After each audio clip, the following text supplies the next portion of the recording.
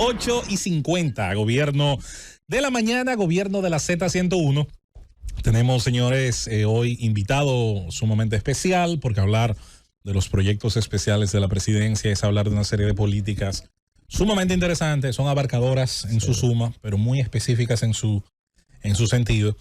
Y definitivamente que dirigir esta institución que es PROPEP es un reto interesante, justo por lo particular de todas estas tareas, de todos estos proyectos, los que se van sumando, los que se van completando, las tareas que encontró en algún punto de avance, en algún tipo de reto, su actual director. Y definitivamente que es bastante llamativo, sobre todo ver a jóvenes interesarse en participar en política, abandonar cierta zona de confort, ver desde el balcón de cierta comodidad, como dice el libro de Daniel Innerarity, la política en tiempos de indignación, la gente que desde su balcón lo ve todo cómodo, lo critica, pero bajar del balcón a la calle, al ring, meterse ahí es otra cosa. Es por eso que hoy recibimos con mucho gusto a Roberto Ángel Salcedo. Gracias. Robertico, como lo conoció el país por muchos años, y hoy en su condición de dirigir nada más y nada menos que los proyectos especiales de la presidencia PROPEP, nos visita en el gobierno de la mañana. Muy buenos días, Roberto. Bueno, un gusto para mí, un honor estar aquí entre ustedes, entre gente muy querida, gente muy admirada también por la sociedad dominicana, y qué bueno que podamos en esta mañana del viernes hablar un poco de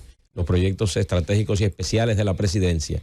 El compañero Khalil no viene hoy, que vengo a hablar de la 42. Está por acá, vamos a llamarlo, que está haciendo entrevista. No, pero muy bien, porque vengo a hablar de la 42. ¡Ay! Para que hablemos. Adelante, Rosendo. Gracias, José Luis. Roberto Ángel Salcedo, yo tengo ya casi 68 años de edad. ¿Cómo? Pero no lo aparenta. No lo aparenta, parece 75. Y creo que recuerdo haberte visto las cosas de la primera vez que tú apareciste en televisión, en los programas. Hace unos días. Te he visto crecer, te hemos visto crecer. Varios de los que estamos aquí te hemos visto crecer. Yo te felicito. Gracias. Porque realmente has logrado proyectarte con luz propia y te has convertido en un gran dominicano. Gracias. Roberto, estamos en un momento ahora un poco complicado en la vida nacional, sobre todo por el tema político tan vigente. Sí. Un proyecto con un presidente que va a buscar su reelección, y la oficina que tú diriges, que maneja programas de tipo social, siempre se ha entendido que esos programas de alguna manera se manejan para favorecer el propósito que, por ejemplo, tiene ahora Luis Abinader, para favorecer el tema de la reelección. Ha sido así como históricamente se ha pensado en este país. ¿Cómo hacer desde tu oficina para que eso no ocurra? Para que los programas del PROPEP no se conviertan, o la gente no pueda interpretarlo como que están tratando de ser utilizados para favorecer el proyecto reeleccionista. Fíjense, históricamente, como José Luis decía en la introducción, uno sale de una zona de confort, de cierto confort, y va a la administración pública y se adentra al mundo político.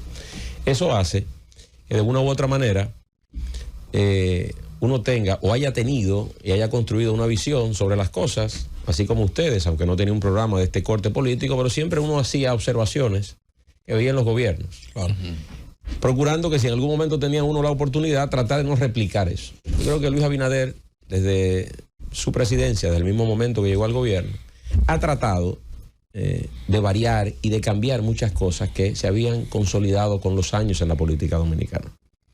Como nosotros estamos al frente de una agencia que tiene que ver con aspectos fundamentales de gobierno, pero desde el punto de vista social, esencialmente, nosotros nos hemos estado cuidando de eso.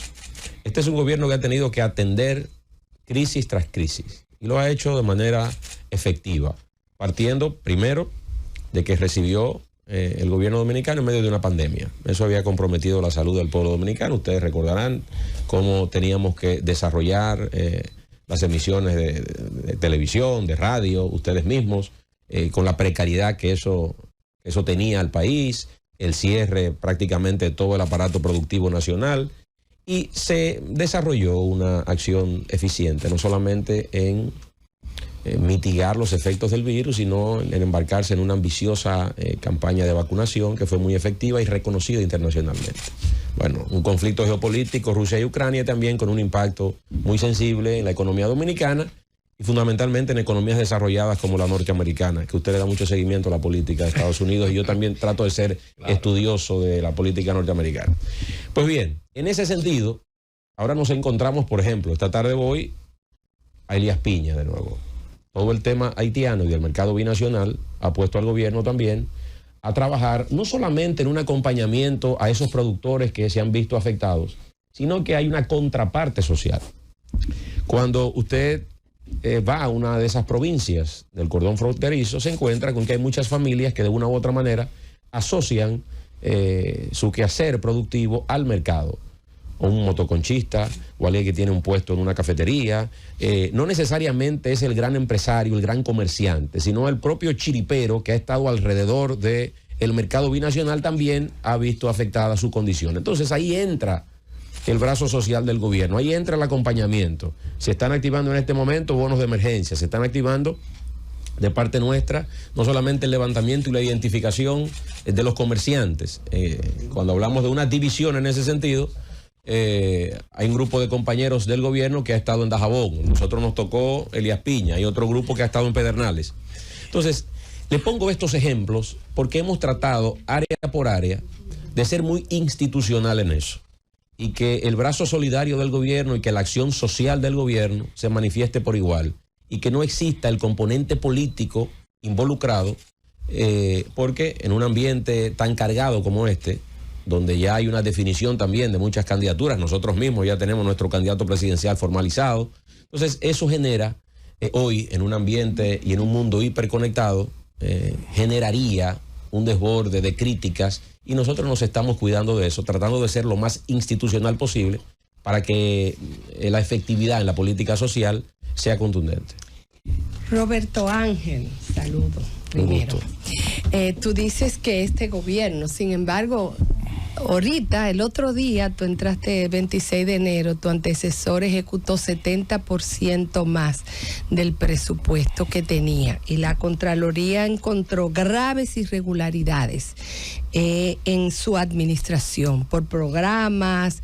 Es más, habían algunos programas donde inclusive no se pudieron identificar los beneficiarios. Claro, eso ha sido subsanado, ¿verdad?, por obra y gracia de la decisión de esta administración. Te han sincerado el presupuesto. Los mismos 6.000 millones que ejecutó tu antecesor aparecen puestos en tu presupuesto. Veo que 3.851 y tu cuenta de unidad ejecutora tiene otros 2.000 más. ¿Cómo vas con relación la ejecución del presupuesto asignado versus la ejecución que has tenido en la práctica? Mire, usted siempre va a encontrar, por un asunto de la estructura en el aparato del Estado, una mayor ejecución en el tramo final del año versus el principio de año. Hay una ralentización de los procesos, sobre todo cuando usted lo inicia. De entrada, usted tiene formalizado su presupuesto a mediados de febrero. Las únicas cuentas que quedan prácticamente disponibles en enero es para el pago de nómina y un pago operativo ordinario. Entonces eso contribuye de una manera, no estoy hablando del PROPEP del punto de vista particular, sino que eso contribuye a que todas las instituciones aceleren su proceso de ejecución para cumplir con la ley en el tramo final del año. Eso siempre ocurre de una u otra manera. Nosotros, como estamos desde enero en esta institución, hemos recibido el mandato de cerrar programas, transferirlo a otros lugares, consolidar programas que hemos encontrado y crear nuevos programas. De los programas que han salido, hay un par de decretos ya. El decreto 28-23 creó la nueva unidad ejecutora ECO5 RD y nos ordenó la transferencia de equipos y de recursos a esa nueva unidad para que opere los vertederos y el tema de los vertederos. Eso salió en febrero de nuestras competencias. Eso sale. A la llegada nuestra, como se había discutido también ampliamente todo el tema de educación, quiero remontarme brevemente al origen de esta institución. A través del decreto 491-12 se creó la Dirección General de Programas Especiales de la Presidencia. La vocación que tenía esa institución en ese momento era mucho más educativa. Recuerden ustedes que coincidía con el 4% de educación. Por vez primera se otorgaba el 4% en el inicio del pasado gobierno, el de Danilo Medina.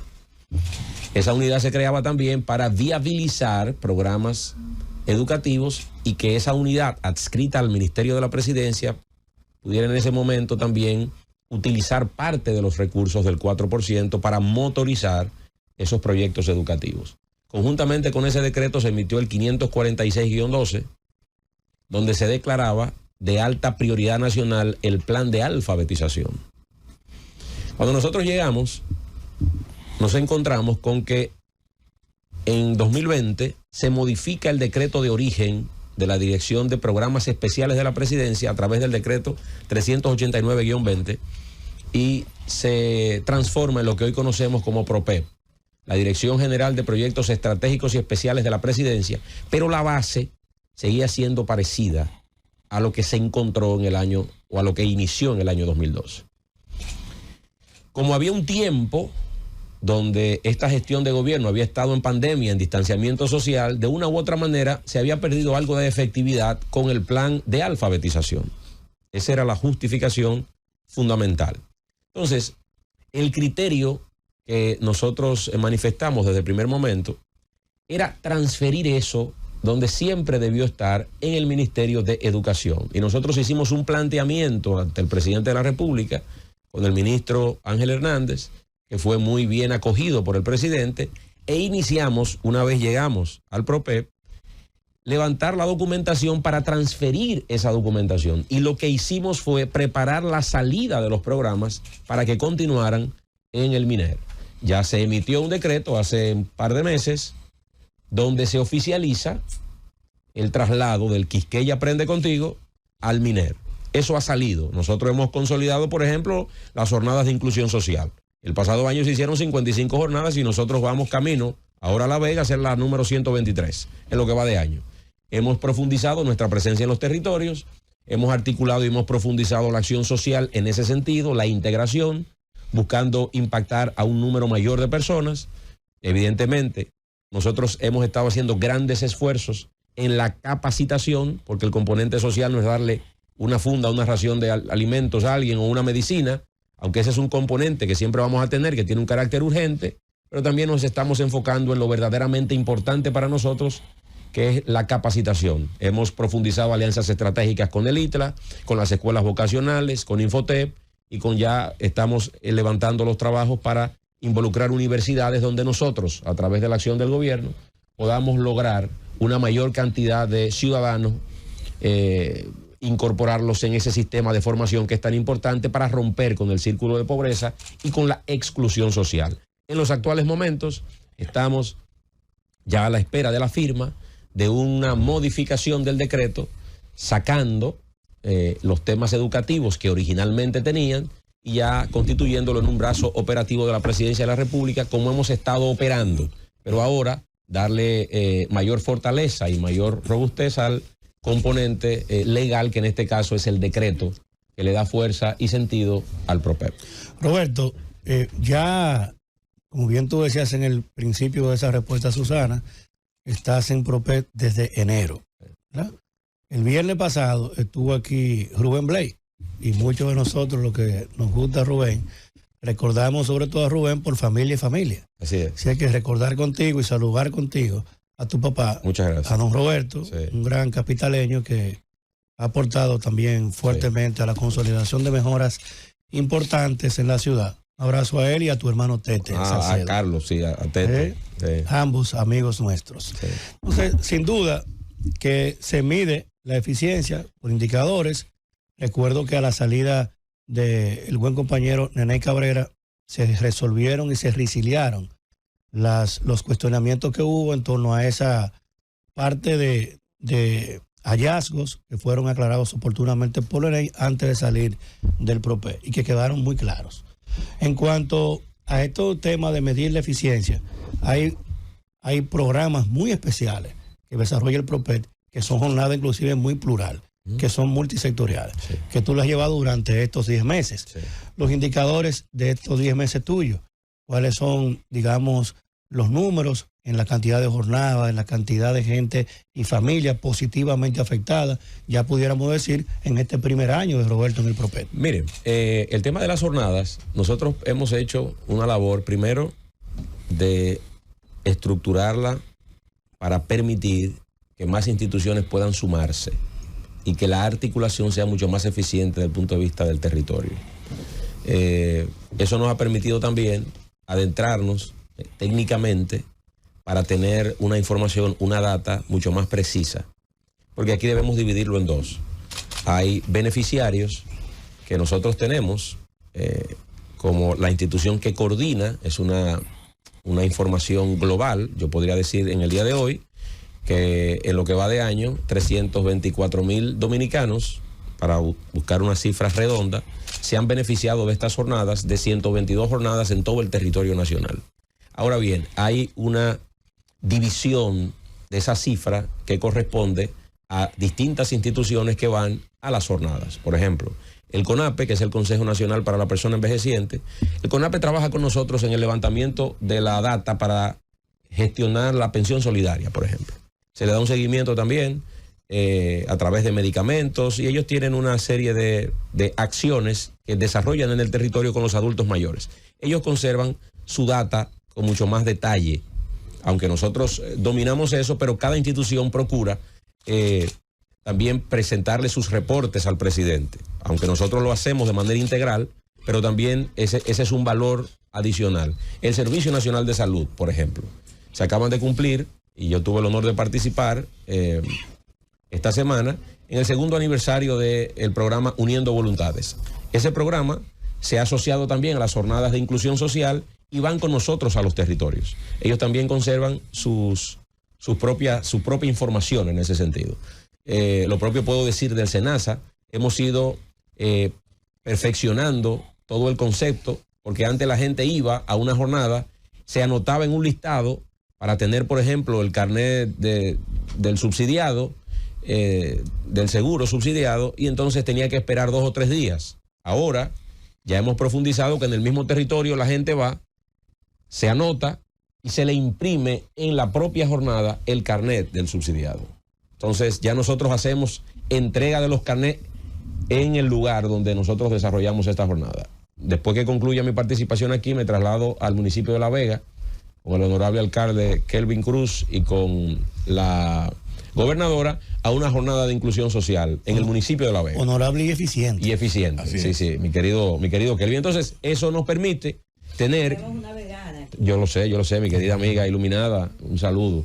Y entonces, en ese orden, nos permite tener una mayor claridad y comprensión, porque los servicios están orientados, como decía, a temas de salud, por el Servicio Nacional de Salud, por el SENASA, hay servicios sociales, ADES tiene una participación con nosotros, Supérate por Igual, el Gabinete de Políticas Sociales también lo hace, el ARA de la capacitación, el ITLA, por ejemplo, ha estado desarrollando acciones conjuntas con nosotros, distintas modalidades de programas, pero también está fabricando prótesis para personas con discapacidad en las jornadas. Vamos a entregar en este año, vamos a concluir la entrega de más de 800 prótesis fabricadas por el ITLA, y eso surge también como una integración de ellos en las jornadas, las escuelas vocacionales de las Fuerzas Armadas y de la Policía Nacional, que están desde 1966 y en los últimos tiempos se ha activado bastante.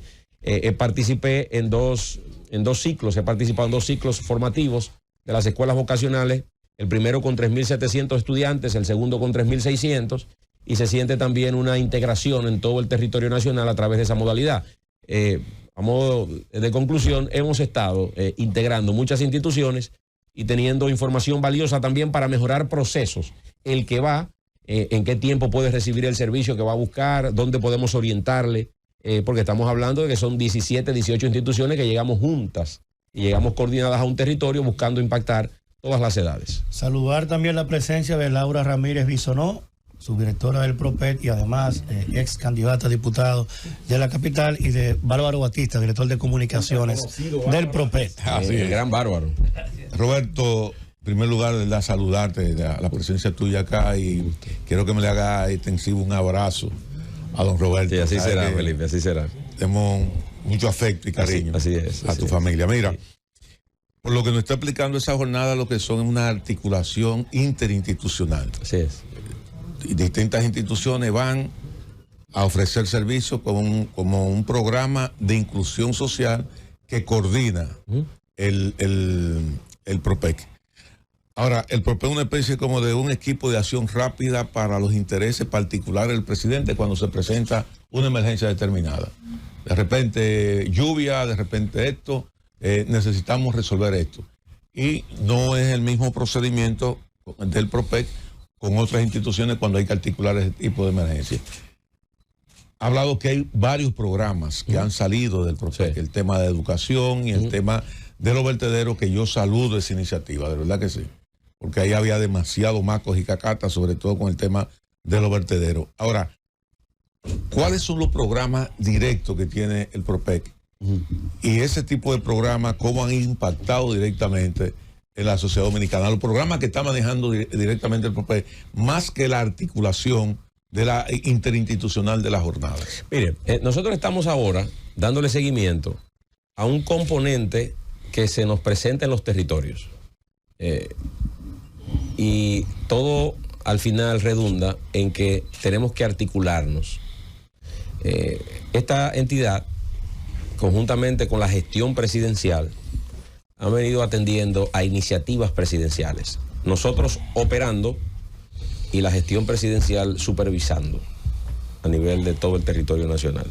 ¿Qué ocurre?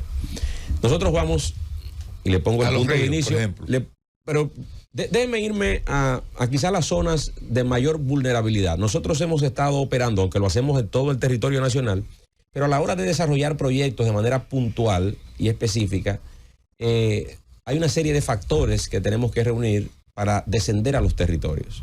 Por ejemplo, hay un programa que son las plazas comunitarias para servicios sociales del gobierno. ¿Qué ocurre? En un levantamiento que hicimos a las 5 provincias más pobres del país, Elías Piña, Bauruco, Independencia, Monteplata y El Ceibo, encontramos que existen en esas zonas dificultad para los servicios sociales del gobierno. Me decía un señor en Elías Piña, yo tuve que pagar 200 pesos un motor para ir a un cajero del Reservas a sacar 500. Entonces, desde la lógica nuestra, que estamos en un centro urbano, bueno, vamos a encontrar un cajero del Reserva en cada esquina. Probablemente no ocurre lo mismo en Bánica. En Oviedo, que hubo que hacer de fiesta cuando lo pusieron. Exactamente. Entonces, ahora nosotros levantamos en los actuales momentos en Bánica una plaza comunitaria con servicios sociales. Estamos integrando ahí, en una plaza, imagínese usted, una plaza como la Andalucía, por ponerle una referencia que conocemos mucho aquí en la capital, donde usted va y se va a encontrar ahí con la Policía Nacional, con la Junta Central Electoral, con los servicios del gobierno. Ahí va a estar el Banco de Reservas, estarán los comedores económicos, Inespre hará una venta de mercado popular, Farmacia del Pueblo, y todos los servicios del gobierno en ese sentido integrado en un solo lugar para que los lugareños, por ejemplo, en este caso de Bánica, que será la primera que estamos levantando, puedan encontrar los servicios y forman parte también de la estrategia. Caramba, Héctor Gómez. Sí, Héctor.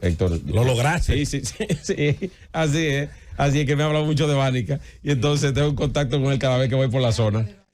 Sí, los demás lo niegan. El sábado que viene, el sábado 14, estamos en una jornada de inclusión social en Comendador y vamos a ir a una supervisión en Bánica de los trabajos que estamos desarrollando.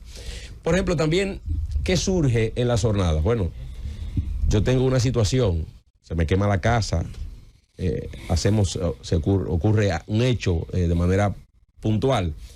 El MIBET ha estado, a través del plan Dominicana se reconstruye, haciendo labores. Nosotros hemos entrado en una alianza estratégica también para ayudar en ese propósito, porque también el radio de acción del MIBET se ha ido diversificando, que si hospitales, que si apartamentos, que si viviendas. Entonces, o sea, ¿ya ustedes no tienen el plan de vivienda que inició Neney? Sí, está. Ustedes continúan con eso. Sí, está. En este momento corremos 7 proyectos.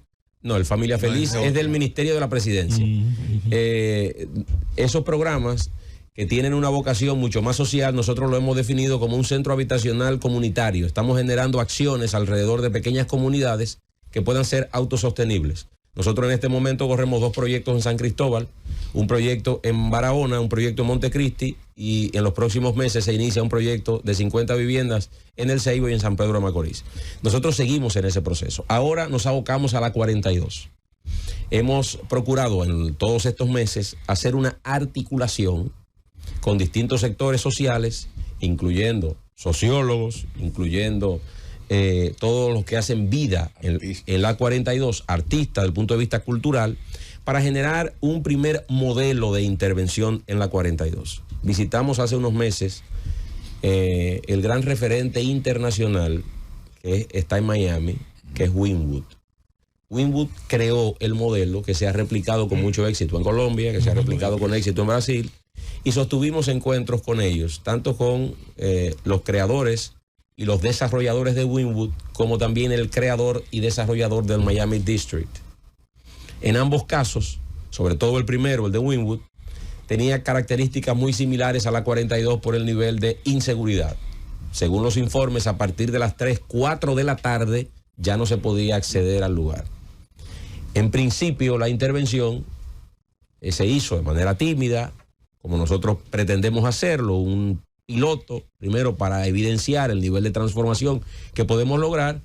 Y Wynwood, evidentemente, de tener 250,000 turistas por año, hoy tiene 15 millones de visitantes. Casi nada. Entonces, ¿qué nosotros hacemos finalmente? Ahí vamos a articularnos para generar no solamente una transformación urbanística en poco más de 800 metros que componen la 42, en varias cuadras. Ahí nosotros procuramos mejorar el entorno. Hay casas y negocios, en los levantamientos hay 141 casas y negocios. Vamos a mejorar todo ese entorno. Vamos a utilizar el arte público como una manera también de revalorizar y revitalizar la zona. Vamos a adoquinar sus aceras. Vamos a soterrar el cableado. Hemos desarrollado una alianza estratégica con el Indotel, las prestadoras de servicio. La gran maraña de cables que encontramos en la 42, el 80% es de telefonía. Entonces hemos estado ordenando esto para hacer esa intervención. Pero no es una intervención única y exclusivamente cosmética. Estamos sembrando también en la 42 un centro de innovación cultural. Hemos encontrado en los levantamientos la inquietud de la juventud en la 42 de encontrar espacio para la capacitación y el desarrollo desde el punto de vista cultural.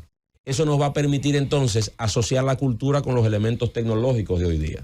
Ustedes están haciendo un programa de radio, pero ya estas características son mucho más complementarias. Aquí me veo en una pantalla, no solamente la radio. Ustedes replican muchos de estos programas. Probablemente me encuentren esta tarde con alguna declaración mía en las redes de la Z. Entonces, eso nos está diciendo en varios canales. Exactamente. Entonces, lo que nos está diciendo es que ya esto es multimedia. Entonces, nosotros no podemos asociar a un joven del siglo XXI, un nativo digital, que tiene un dominio absoluto de cualquier dispositivo, a que esté al margen de eso, aunque tenga una vocación artística y cultural. La música, el arte, ya tiene una vinculación con la tecnología y por eso la innovación y la cultura tienen que fusionarse y vamos a sembrar un primer centro de innovación cultural en la 42 como una manera de que los jóvenes entiendan que este proyecto que estamos haciendo, un pequeño piloto, podemos ampliarlo y replicarlo en zonas sensitivas de la capital y del país. Roberto Ángel Salcedo, mejor conocido como Robertico. Sí. Tú naciste siendo famoso en la fama.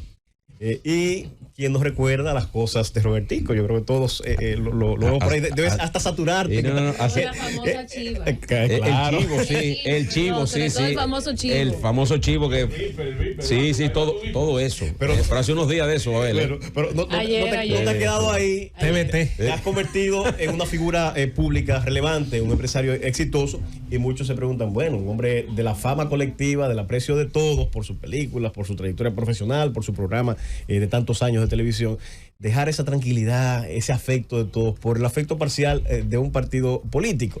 ¿Qué motiva a Roberto Ángel Salcedo a dar ese salto hacia la política y sobre todo asumir una función en una dirección que precisamente impacta tanto a las partes, al sector más humilde de la sociedad?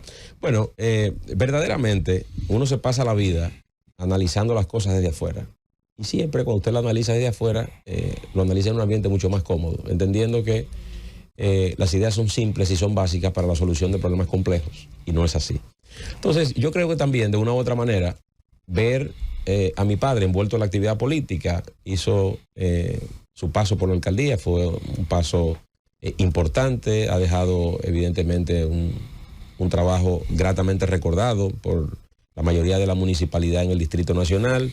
Sus compañeros lo destacan, recuerdan esa época con mucho afecto, con mucho cariño, un servicio serio, honesto, transparente. Yo creo que eso es importante porque contribuye a una mejora de una ciudad o en efecto del país. En mi caso, de manera particular, yo llevo muchos años preparándome para este momento. La preparación no es solamente una preparación académica, sino hay una preparación logística desde el punto de vista familiar. Cómo nosotros vamos a seguir desarrollando estas actividades privadas, cómo yo voy a seguir en la televisión, cómo yo voy a seguir en el cine, cómo se va a seguir manteniendo mi familia, que el sustento viene por la actividad privada, para yo adentrarme a la política. Recuerdo que desde octubre, noviembre de 2016 comencé formalmente a interesarme y a esperar un momento específico. Siempre le pedí a Dios el momento específico para entrar, y cuando se presente ya dentro de unos años el momento para salir, que también me diga cuál sería el adecuado. Yo creo que hay elementos familiares y muy cercanos que he vivido que me han motivado a eso. Evidentemente, yo trato de cuidarme el doble o el triple, porque así como usted hace referencia de que me conoce el país completo, que me ha visto crecer, desarrollarme, todo lo que uno hace puede amplificarse, o para bien o para mal. Entonces, en ese sentido, cada acción debe ser ponderada, debe ser justificada, y que todo se corresponda a la línea estratégica y programática que tiene el gobierno y tiene el presidente. Por tanto, nosotros seremos siempre muy respetuosos del trabajo que desarrollamos, el que estamos haciendo y el que vamos a hacer. Y yo creo que eso es lo fundamental, tratar a la gente con cariño, con respeto, y entender el privilegio que tenemos de servirle a la gente. Yo he recibido por muchos años la generosidad del pueblo dominicano, que invierte lo mejor que tiene y lo más valioso que tiene, que es su tiempo. Lo invierte para vernos en la televisión, para vernos en el cine, en su momento nos vio en el teatro. Y bueno, devolverle en servicio, porque esos somos servidores, yo creo que es un altísimo honor para mí y para mi familia. Roberto, mira, yo personalmente pienso que nosotros aquí en el país, institucionalmente hablando, tenemos mucha duplicidad de funciones, y de alguna manera siento que también el PROPEC duplica esfuerzos, acciones, porque tenemos un gabinete de políticas sociales. Pero bueno, eso tú lo encontraste ahí, ¿verdad? No fuiste tú que decidiste hacer el PROPEC. ¿Con qué estructura cuenta el PROPEC? Y si ya que se aprobó el presupuesto, pues ya le informaron al PROPEC con qué presupuesto cuenta para las ejecuciones de las acciones que deberá emprender de cara al 2024. Mire, usted me dice, es verdad, yo lo encontré y yo tampoco decidí ir allá. Fue una propuesta del presidente. En efecto, fíjese, conforme fue pasando el tiempo, y tengo que ser honesto porque tampoco es un caso exclusivo de este gobierno, desde el 2012 se le fueron agregando competencias a esta institución. En esa suerte y ese afán que tienen los gobiernos de presentar resultados, a veces, y me he dado cuenta en la práctica, estas terminan siendo unas estructuras más amigables para usted poner a correr y a funcionar una política.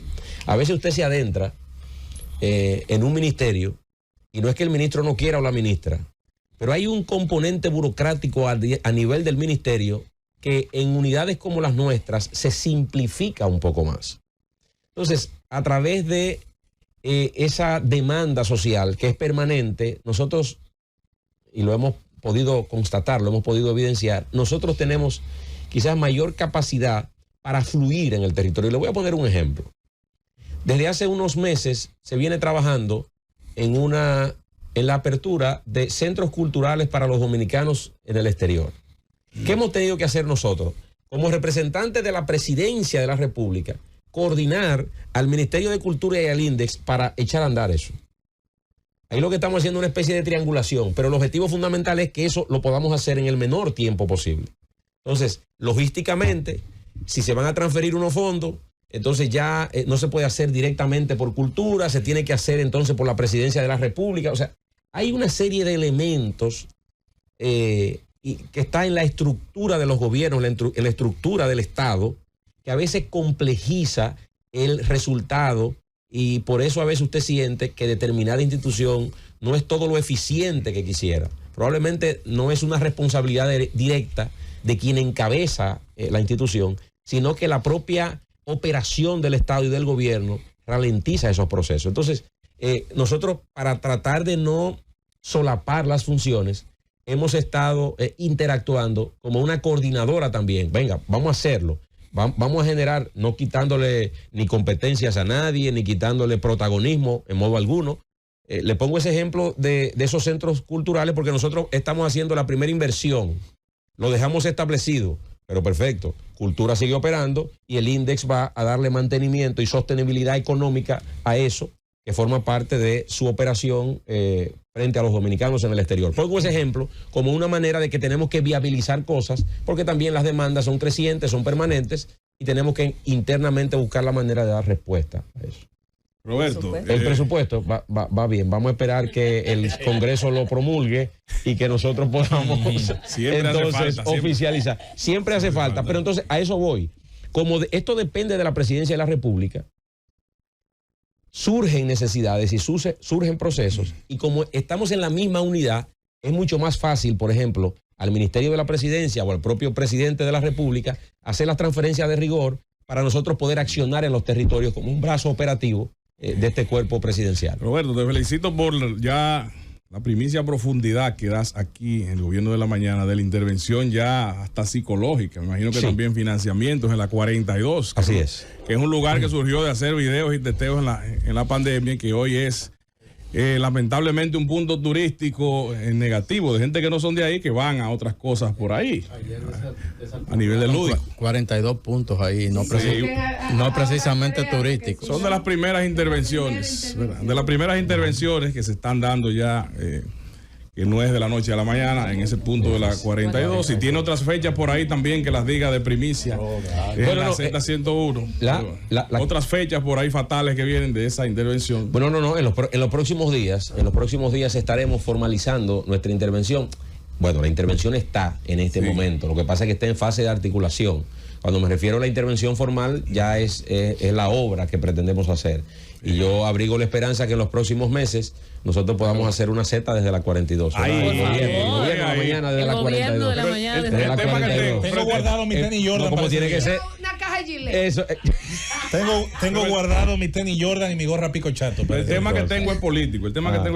Hay gente que cree que, bueno, Robertico es un aparecido en el PRM, llegó con 2 o 3 meses antes. La gente no veía que hace más de un año de las elecciones Robertico estaba en conferencias, universidades y demás. Sí. De ahí venía esa conexión, ese tema político. Vivimos en un punto de cambio, de inflexión y de relevo generacional político. ¿Cómo tú ves a partir de esta situación las generaciones políticas? Relevo forzoso, pues sabes que aquí es difícil la pensión de la gente. ¿Cómo ves ese relevo? ¿Por qué das el paso con Luis Abinader? Y en política, ¿qué visualizas que pase en los próximos años? Mire, yo logré una identificación personal con Luis Abinader. Usted defender una causa, defender un candidato, usted tiene que tener algún nivel de coincidencia con eso. Sí. O sea, hacerlo tipo robot es muy difícil. Entonces yo logré eso. Y lo he dicho en otros escenarios, era una primera conversación, la sostuve en la casa de Orlando Jorge Mera, que en paz descanse, a finales del año 2019. Era una conversación pactada a media hora y duramos casi 3 horas conversando. Ahí se generó una identificación importante con él. Recuerdo que en ese momento le dije, mire, yo voy a recorrer el país para promoverlo. No sé si eso se lo habían dicho mucho y se quedaba solamente ahí.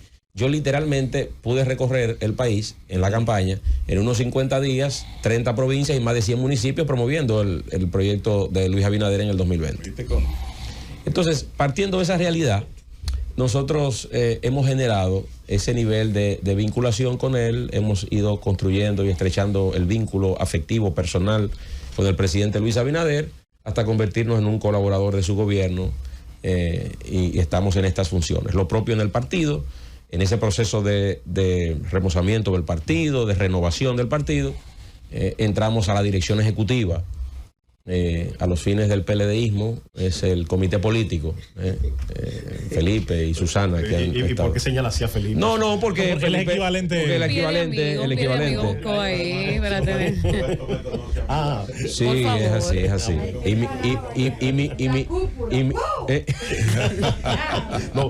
Entonces, en este momento tenemos una. Él tiene la libertad de. Sí. Tenemos en este momento entonces también desarrollando el trabajo político en ese sentido. En la actualidad, y de cara a este proceso del pasado domingo, tuvimos responsabilidad con el presidente Abinader, tanto en Boca Chica y La Caleta, como el trabajo que hemos venido haciendo a través de la unidad externa. Yo creo que se presenta en este momento un escenario. Yo sé que aquí hay algunos dolientes, pero se presenta un escenario de solución de primera vuelta para las elecciones del próximo año. He escuchado, brevemente, para terminar, he escuchado a Felipe con atención antes de entrar aquí, que hablaba de la alianza. Y yo sé que en el ánimo de la oposición está el tema de la alianza. Y es importante abrazarse a algo, ¿no? Abrazarse a una idea, a un planteamiento. En ese sentido, todavía se espera la definición de esto. Porque usted habla del punto de vista territorial, vamos a hacer una alianza. ¿Dónde es la alianza? ¿Quiénes son los candidatos? Por eso yo creo que están las condiciones servidas también. Hay un reconocimiento de parte de la sociedad dominicana al esfuerzo que viene haciendo Luis Abinader. Se expresa en las encuestas. Ustedes han tenido acceso a una cantidad importante y apreciable de estudios sociales y de opinión. Y todos coinciden en que tendríamos una solución de primera vuelta. Más del 60% de los encuestados entienden que el domingo 19 de mayo del 2024 podríamos resolver el tema electoral. De modo que nosotros seguimos trabajando, consolidando la obra de gobierno y procurando que el presidente agote un nuevo periodo constitucional para que complete su obra y le deje la impronta que ha diseñado a la sociedad dominicana. Ahora sí, bienvenido Roberto Ángel, buen amigo. Gracias. Qué bueno tenerte por el gobierno de la mañana. Cuando se estaba manejando la idea de que entraras al PROPEP, decía yo, y parece que no me equivoqué, que era una oportunidad idónea de acercamiento con la gente, sí, de llevar ese buen gerente eficiente en el sector privado a una institución bastante operativa, y tú eres operativo, y no me he equivocado. Según me han dicho, está todo el mundo muy contento. Resulta que has sido un gerente eficiente en el PROPEP, pero no solo en el PROPEP, estás activo. La unidad externa con Luis está dando mucho de qué hablar. Aquí ya mi querido Abel pues dio el pie para que yo preguntara acerca de todas esas juramentaciones.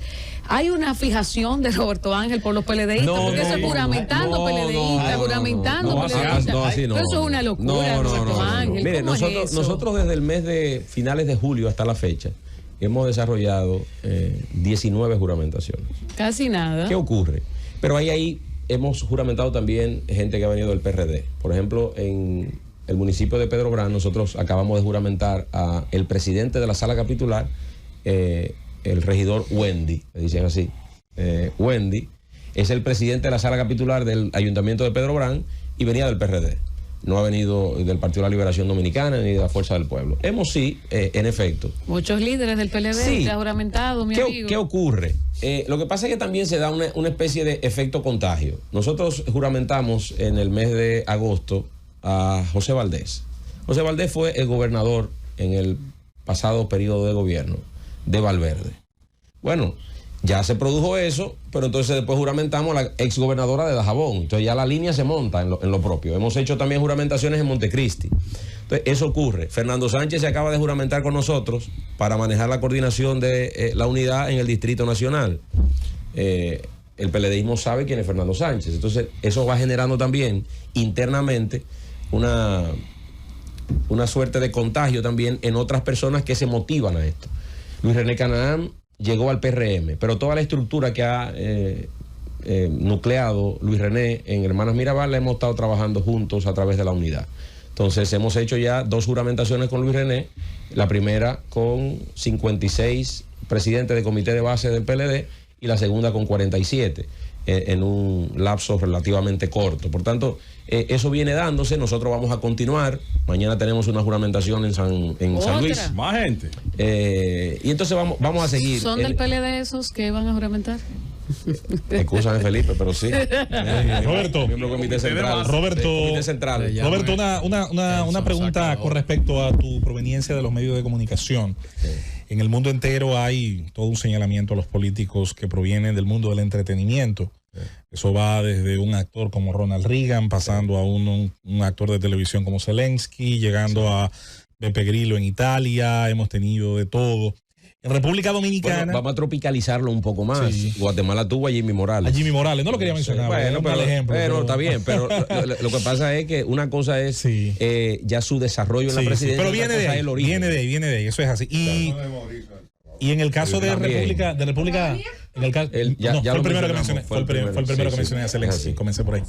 En el caso que concierne a la República Dominicana, todavía, si bien no hemos tenido a un presidente que haya venido del trabajo mediático. Yo recuerdo la primera vez que vi a Leonel Fernández fue yendo a programas a hablar de política internacional. Sí, pero no venía de la proveniencia exactamente de los medios. Un invitado asiduo a programas. Era común verle a principios de los años 90, un joven brillante y demás haciendo ese trabajo. Entonces, en tu opinión, obviamente eso genera ventajas, puede generar también desventajas, puede generar retos.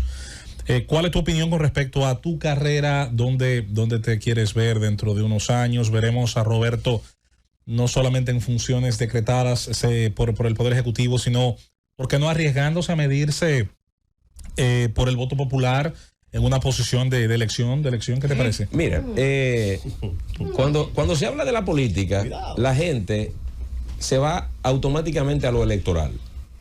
Tú vas a entrar a la política y ¿a qué tú vas a aspirar? O sea, la gente acciona automáticamente con eso.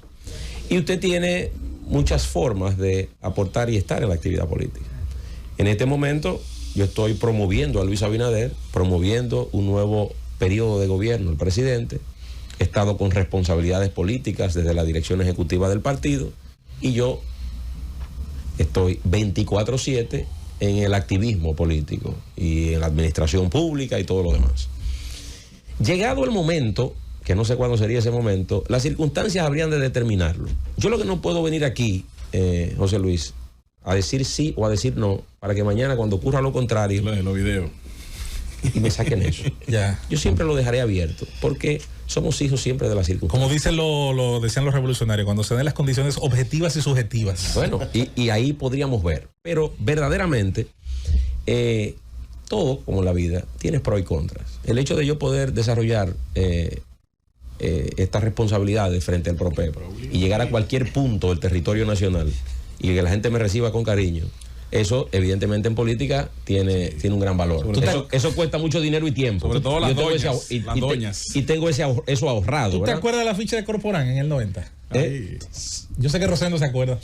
No tenía la cara de Corporán. ¿Tú sabes cómo decía? Tú lo conoces. Vamos a la pausa, venimos con la segunda ronda de preguntas. Gobierno de la mañana, gobierno de la Z101. Tenemos la presencia, ¿qué es esto?, de Roberto Ángel Salcedo, en su condición de director de los programas especiales y estratégicos de la presidencia PROPEP, pero también en su condición de político, de figura interesada en los temas sociales. Rosendo Tavares Villalobos, que ahorita cuando lo mencionó, como yo te vi chiquito, sonó como que eran los tiempos de Macario y Felipe. Sí, una cosa lejos. Como cuando inauguraron la televisión dominicana, ¿cómo así? Cuando yo lo vi chiquito, la voz del Yuna. Ya yo era bastante grande. Mira, Roberto, la verdad que la clase artística hoy, por ejemplo, yo sé que mucha gente de tu sector está escuchando este programa con mucha atención. Se deben de sentir orgullosos porque están bien representados. Muchas gracias. Algo que no ha sido muy común entre mucha gente del medio que ha ido a ocupar posiciones y realmente han resultado en una frustración con las responsabilidades que se le han indicado. Pero escucharte a ti hablando, la verdad que reconforta a uno y te felicito. Muchas gracias. Vas muy bien. Roberto, en las actividades que tú desempeñas como funcionario, esos programas que tú encabezas, ¿cuáles son las regiones del país, las zonas del país que tú has podido percibir una mayor deuda social? Evidentemente, Rosendo, el sur. Ahora por eso el presidente hace grandes esfuerzos por desarrollarlo a través de estas acciones en Pedernales. Es fundamental. Usted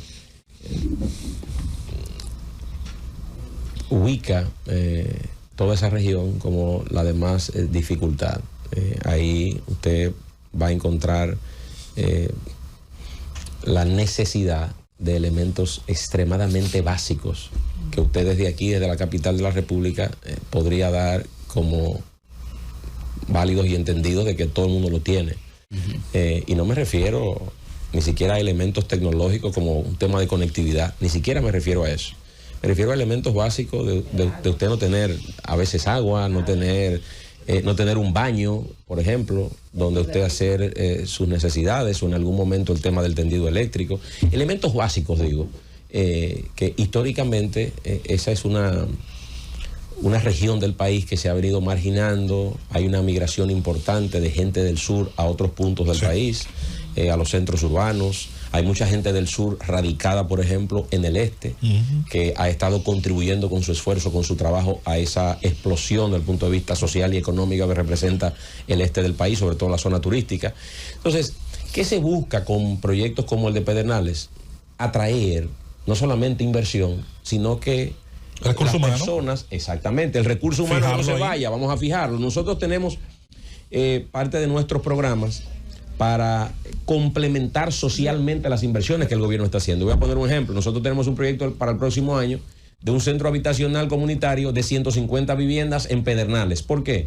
Porque nosotros queremos que la gente que preste los servicios en Pedernales esté cómodamente ahí, que pueda hacerlo con dignidad, y nosotros reconvertir toda esa zona. El gobierno hace esfuerzos importantes en Manzanillo, por ejemplo. En Pepillo Salcedo nosotros tenemos también proyectos complementarios desde el punto de vista social. Lo propio podemos decir con la presa Monte Grande, que después de tantos años ya pronto será inaugurada por el gobierno del presidente Luis Abinader, y habrá un componente social ahí, un complemento. Por eso digo que esa zona del sur ha sido la más lastimada históricamente, y que por eso estamos prestándole mucha tremendo político. Mira, atención. No hay forma de entrar con la pregunta. Roberto, a ti yo te vi en la televisión, ahora Joana, yo la vi muy pequeña, con su padre Opinión. Aunque eres vienes de la farándula, siempre has sido conservador, siempre has mantenido la imagen, y te puede decir que cuando eras joven, pero nunca has manejado esa imagen pública de que está con que está con, aunque muchos se quieran atribuir, ¿verdad? Pero tú te mantienes.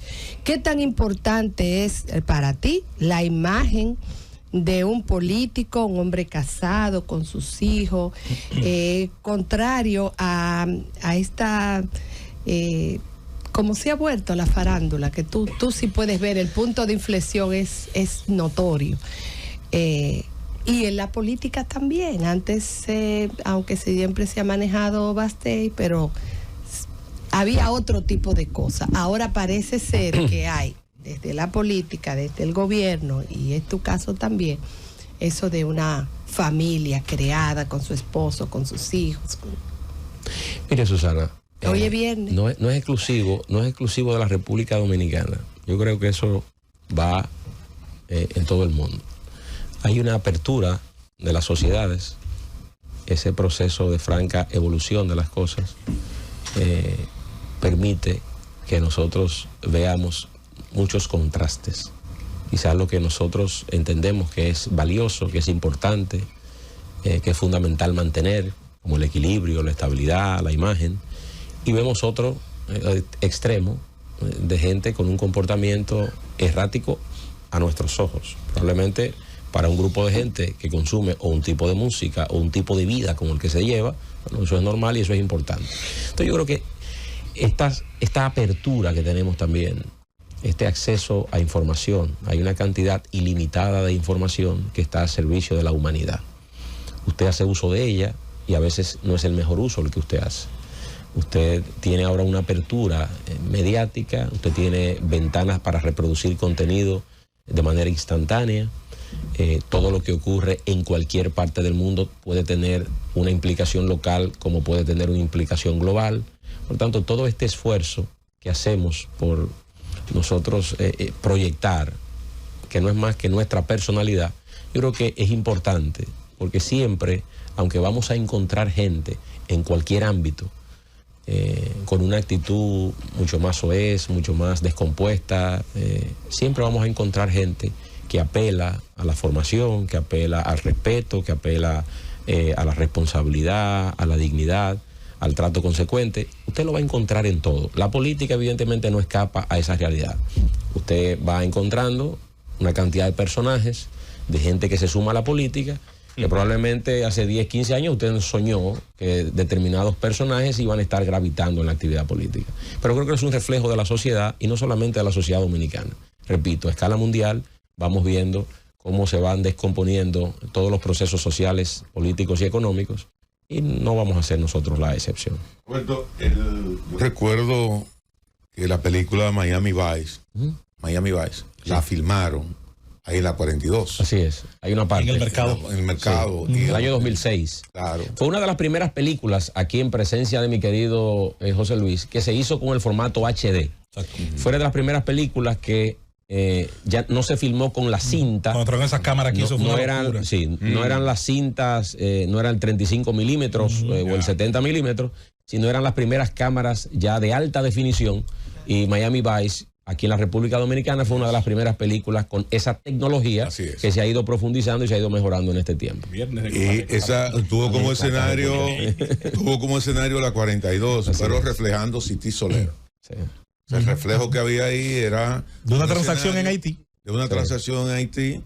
Incluso cambiaron los letreros, lo pusieron en creol, muchos de los letreros de los negocios. Acuérdate del lío aquí cuando filmaron Habana. Ay, sí. Que se metieron en Villa Duarte. Y la gente protestando porque le habían cerrado 3 calles, ponía además la bandera dominicana para que salieran en la toma de cámara. El otro día estaba viendo una serie coreana y tenía como escenario el puente gemelo de acá que conecta Villa Duarte con el doble Mella.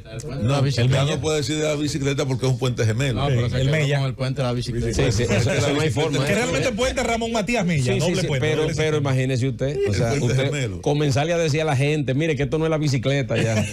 Y Angelina Jolie embarazada, caminando por la zona colonial, en las escenas de El Buen Pastor, que se filmó acá también. The Good Shepherd, yes. Y la República Dominicana se ha constituido en una locación, pero pienso que hay una particularidad, y es que no nos dan los créditos como locación. Y forma parte incluso, creo que, digo yo, de la promoción también turística. Island, que es una serie interesantísima de Netflix, se filmó creo que ahí en la Bahía de Samaná. Sí. Y obviamente uno lo ve porque uno conoce el paisaje. Cuando conoce el paisaje te conecta. Hablamos de la 42. ¿Es posible utilizar la 42 a través de todos estos programas que tienes? Por ejemplo, como veo aquí que tiene el proyecto Cerca de Ti, Paseo de los Colores. O sea, constituirle una locación que permita como un atractivo para esas producciones cinematográficas que permitan utilizar a la República Dominicana. Yo estoy convencido, Felipe, que con estas intervenciones que vamos a hacer será un lugar importante para fines de la realización de videos, la realización de cualquier escena de manera particular. Lo que está ocurriendo en el país es importante con la ley de cine. Tú has hecho referencia sobre algunas filmaciones que hemos tenido, pero en los últimos años figuras de la talla de Jennifer López, de Brad Pitt, han venido a la República Dominicana y han estado promoviendo las películas y contando su experiencia en territorio dominicano, cómo han filmado en el país, cómo esto se ha desarrollado. Vin Diesel es prácticamente criollo, pero tengo que significar que lo que ha estado ocurriendo en Hollywood, se acaba de levantar la huelga que tenían los escritores. Eso de una u otra manera compromete y había comprometido a los gigantes tecnológicos en materia de streaming, como Netflix, por ejemplo, Disney Plus, HBO Max, y muchas de esas empresas se había comprometido su producción, sobre todo la que tiene y está asociada con el mercado norteamericano. Fíjese que Netflix, por ejemplo, es muy seguido por los dominicanos, tiene oficinas de producciones en distintas partes del mundo. Eso contribuye a que usted encuentre en su catálogo películas francesas, películas sudamericanas, películas orientales, el tema de Corea del Sur. Hay una oficina de Netflix en Corea del Sur y por eso una cantidad importante de material oriental que usted recibe ahí. Usted ve tantos coreanos con distintas producciones. Por tanto, yo creo que ahora, ya una vez levantadas estas restricciones a través de la huelga, se va a reactivar de nuevo.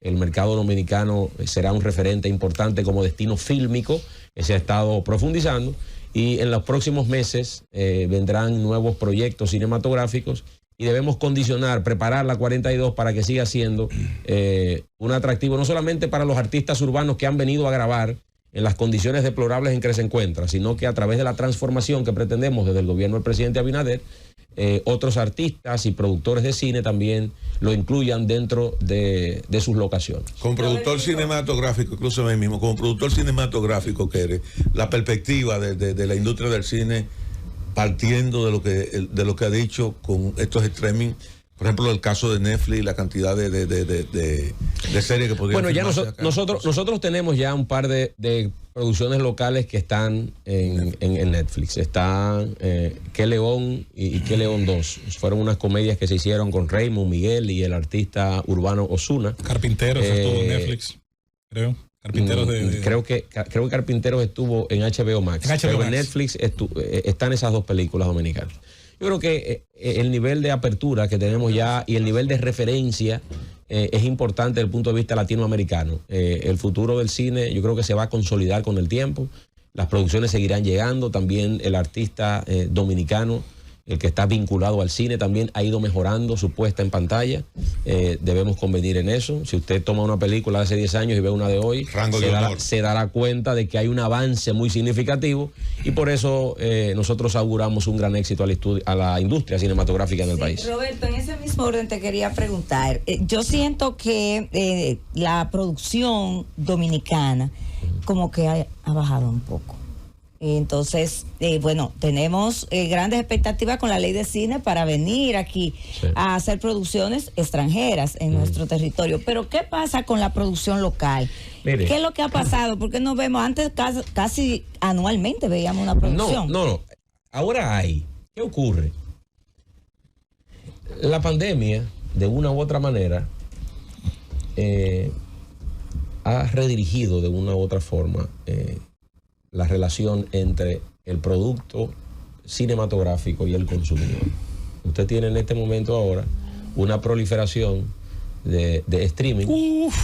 Yo tengo 7 en mi televisor. Así es. Y yo tengo igual cantidad. Entonces, no es que la experiencia, que así es que se vende hoy día, es una experiencia usted visitar al cine. No es que no hay visita al cine, pero fíjese que los éxitos taquilleros del theatrical, como le dicen los norteamericanos, de ir al teatro, ya son muy contados. ¿Por qué? Bueno, porque usted tiene una plataforma como Netflix que invierte tanto más que un estudio cinematográfico para hacer una película. Se le paga a un actor, Ryan Reynolds, por ejemplo, que está en varios títulos de Netflix, ha sido uno de los actores mejor pagados. $27 millones por una película que usted la va a ver en su casa solamente con la suscripción mensual. Y con un modelo de negocio rentable. Exactamente. Todo esto es un modelo de negocio. Entonces, eso de una u otra manera también ha venido desarticulando a escala global ese negocio del cine. La República Dominicana hace esfuerzos, evidentemente es un mercado pequeño, la ley generó un salto excesivamente grande. Y le voy a poner un ejemplo práctico. Antes de la ley hacíamos 1 o 2 películas por año, después de la ley hacíamos 30. De 2 a 30 en un mismo mercado, evidentemente hay una especie de atomización del mercado.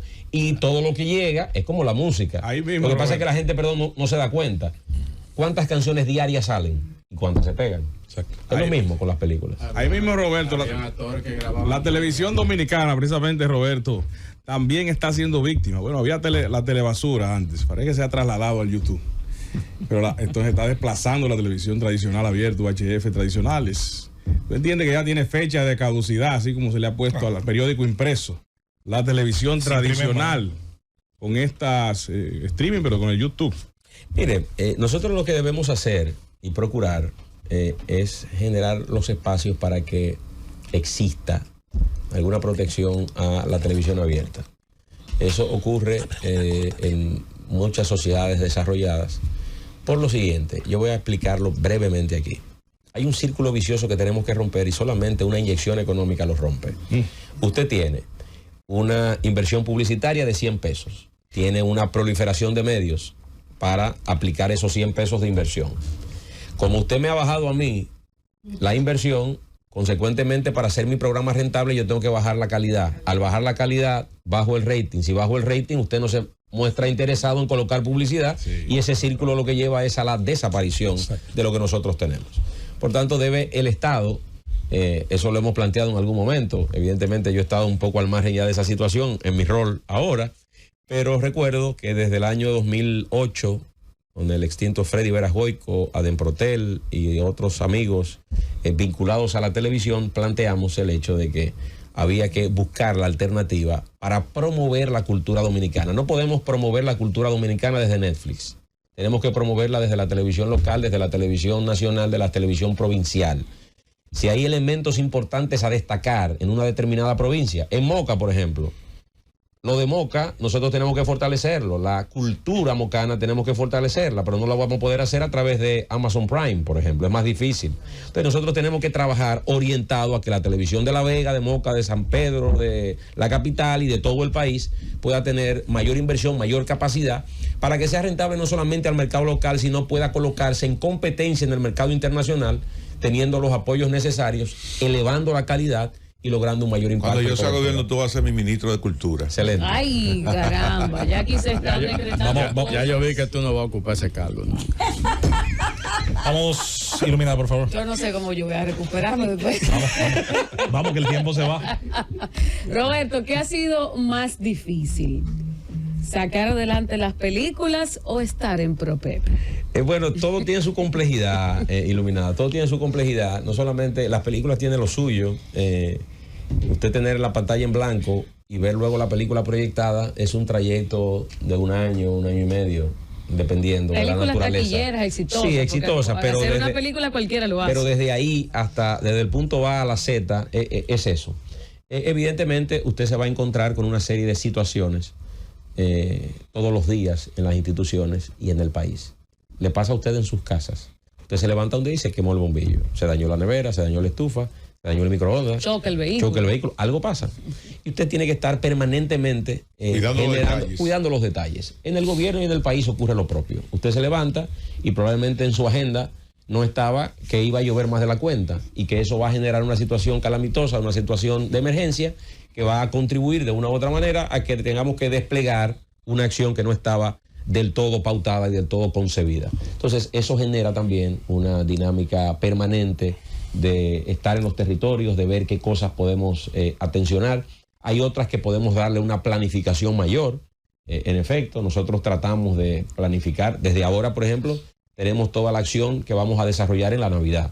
Yo quiero antes de la Navidad regresar al programa para nosotros explicar en detalle en qué van a consistir nuestras intervenciones en el marco de la Navidad, de manera integral, buscando la manera de que la acción social institucional llegue a todo el territorio. Claro que sí. Roberto, mira, más que una pregunta final, yo te quiero hacer una reflexión contigo presente. Sí. La gente es muy cómoda criticando el resultado final de la película, de la obra de teatro, del programa de televisión, y juzga poco que nosotros tenemos un eslabón muy débil en la cadena, que es el contar y escribir las historias. Hay pocas críticas a los guionistas. Además, hay una parte de la intelectualidad dominicana que, teniendo talento para escribir, se encuentra muy bajo. Eso no es culturalmente resaltable, entienden ellos. Eso es un grave error. Cuando en otras partes del mundo, ayer acaba de ganar el premio Nobel un escritor que se hizo famoso escribiendo para teatro y televisión. Pero aquí los escritores dominicanos, Jesús, decirle que escriban para televisión o para una película dominicana es humillarlos. Entonces, hay que también señalar que aquí debemos fortalecer la capacidad de escribir historias. Lo de Moca que tú dijiste, Moca ha parido personajes que merecen una biopic. Ahora, ¿quién se ha sentado a escribir, o de Enrique Blanco, o de La Jara, el que mató a Lilis, o de gente que tiene historias interesantes, que tú lo cuentas en el boca a boca, que los abuelos tuyos te contaban? ¿Quién se ha sentado a tratar de diseñar, como lo hicieron otros países con sus historias? Porque nosotros no vamos a tener una película dominicana que gane Oscar como las chilenas y las argentinas hasta que no contemos como ellos, de manera creativa, esas historias. Mientras tanto, hay que hacer lo que la gente consuma y eso está bien. Lo digo porque hay una comodidad como decía ahorita la política. Sí. ¿Por qué no hacemos El secreto de sus ojos de Shakespeare o El secreto de sus ojos, la película argentina? Y yo, ¿y quién la va a escribir? Hemos animado, hemos creado esa capacidad. Entonces, vamos también a sincerizar eso. Nosotros vamos en una etapa inicial en la industria cinematográfica en el país. Aquí se va creando la base primero y la cultura de que la gente vaya al cine. Entonces fue que Hollywood empezó. Y usted tiene que hacerlo sobre la base de el género que aglutina a la familia. Desde el punto de vista comercial, usted requiere de la comedia. ¿Por qué? Porque los demás géneros son excluyentes. Entonces, el que no te excluye te permite construir una mayoría y a partir de eso hacer un negocio rentable. Pero estoy contigo. Desde el punto de vista de la narrativa, nosotros tenemos que profundizar. Hay muchas historias en la República Dominicana que contar. Nosotros tenemos una historia riquísima. Contarla bien, contarla con todo el rigor del mundo. Pero yo creo que eso va a venir, José Luis, eso va a venir porque hay una actitud también de nuestros técnicos y de nuestros profesionales, se han venido formando también. Hay elementos aquí que mucha gente desconoce. Se ha desbordado tanto la industria cinematográfica en la República Dominicana que a veces no tenemos el personal suficiente para correr varias películas al mismo tiempo. Yo he tenido que parar mi productora. Porque falta un técnico, aguardar, listo para empezar hasta que un compañero termine. Claro. Porque no hay técnico disponible porque hay 6, 7, 8 películas al mismo tiempo. No, pero es que es muy fácil mandar a soplar. Y no tenemos capacidad. Es muy fácil. Entonces, eso ocurre. Yo me tengo que ir, ya terminamos. Sí, no, ya acabamos. Ya terminamos. Voy para La Vega. Para La Vega, eso allí. Por favor, que no me llegue tarde a mi provincia. Voy para allá. A ustedes muchas gracias. Gracias por este momento tan agradable. Esperando que se repita pronto. Seguir permanentemente con ustedes conversando todas las cosas que estamos desarrollando en el PROPEP, que vamos desarrollando también en el Partido Revolucionario Moderno. Viene una actividad política bastante interesante e intensa, con los compromisos tanto de febrero como de mayo, y nosotros nos estamos preparando para lograr una mayoría. Que no se quede en promesa. Pusiste ya, Julieta, a cotizar la vestimenta para la 42. Eso va. Pusiste a Vela a buscar ya las hebillas. Por si te puede. Apéame ese maniquí ahí. Por si te puede. Por si te puede servir de algo. Es bueno que tú sepas que yo era actor en Jacagua. Pero muy bien. Vamos. Muy bueno. Después, Rosendo, tenemos que venir para hablar un poco sobre qué va a pasar con Estados Unidos, el Partido Demócrata, el Partido Republicano. Hoy es por ejemplo, el próximo martes va a ser un día muy complicado en la vida institucional de ese país. Muy complicado. Pero eso lo vamos a hablar. De Estados Unidos o de cualquier parte del mundo, ¿cuál es el político que más tú has admirado? Tu modelo. Tú dices, me quiero parecer a ese. No, yo no lo veo. De afuera, de aquí, de afuera. No de aquí, de afuera. Ahora sí te puedo decir algo. Tengo varios. Pero deja que responda. Hay varios referentes, hay varios liderazgos que me llaman mucho la atención. ¿Cuál es el que más? Hay varios liderazgos. Por ejemplo, yo trato de ser estudioso. No es que sea una persona... Bueno, por ejemplo, Franklin Delano Roosevelt, por la coyuntura que vivió, Konrad Adenauer, sí, por la coyuntura que vivió. Yo soy seguidor de muchos personajes en ese orden. Tocaste por tercera con Adenauer. Sí, ese es tuyo. Sí. Pero qué bueno. Por ejemplo, yo soy un estudioso de la carrera del general de Gaulle, por ejemplo, que tuvo un desempeño extraordinario, no solamente en la resistencia y en la Francia libre, sino también en el gobierno provisional. Una vez le preguntaron si era difícil gobernar Francia. La carta a su hijo lo inmortalizó. Una vez le preguntaron si era difícil gobernar Francia y dijo, un país donde se hace el queso de 300 formas distintas. Imagínate tú hacer política. Y evidentemente Churchill